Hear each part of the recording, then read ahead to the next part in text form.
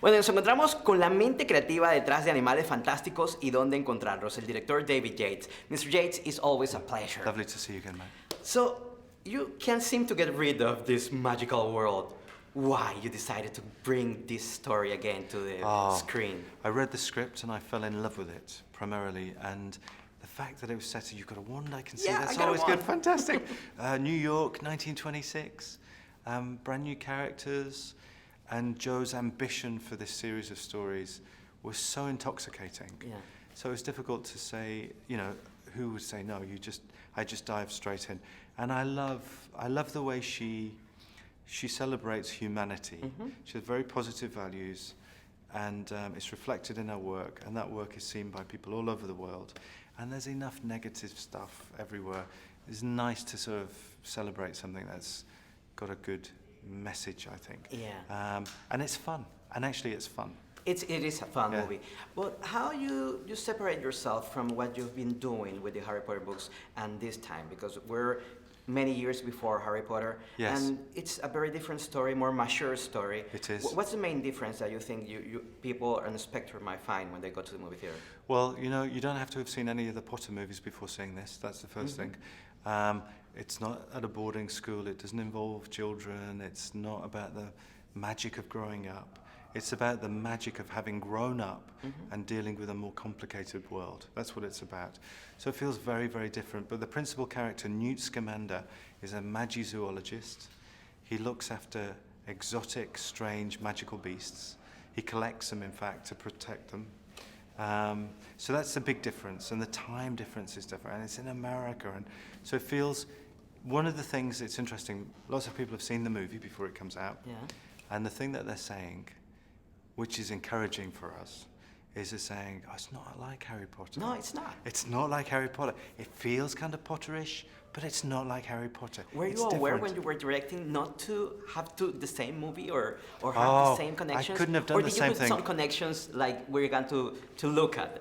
Well, you know, the connection is the sort of vibe of the world.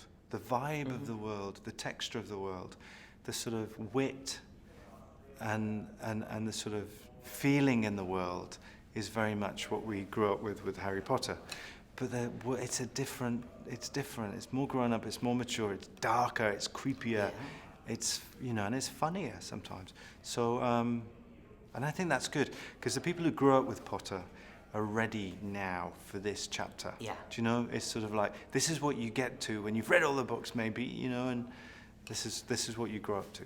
Watching the movie yesterday, I was wondering, how does these creatures begin to came to life in your Drawings. mind? They start with drawings, they start with sketches. We have fantastic concept artists, and they came up with all these sketches, and we looked at the real world, animals in the real world, and then we combined them, and we ended up with the creatures that we have in the movie. Do you have many creatures that were left out? Yes. Yes, we had lots of creatures that were left out. We should put them in a book one day. Yeah, Yeah, you're going to continue directing the next one, and you have many more to come. Yes, I'll certainly do the next one, and I want to be involved and to be part of it for as long as I can be, because I love, you know, this. I like the people I'm working with. I like the stories. I like the characters. So it's a pleasure to be involved. I think after JK, you are the second in command of the magical world stories. But you know, the reason we're all here, you, me, now, talking about this is because she wrote this, she created it. Yeah. So it's hers. Yeah.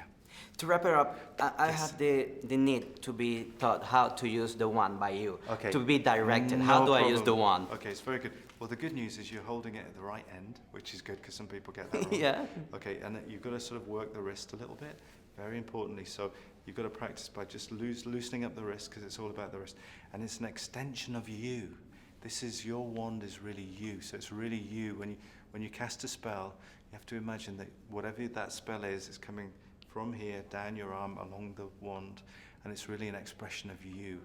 It's an extension of you. That's the most important thing to remember. Okay, I have a spell for you to continue directing these movies and have a successful life ever. Oh, so thank you that's very my much. wish for you. Thank you, Mr. Yates. It's a pleasure. Thank you so much.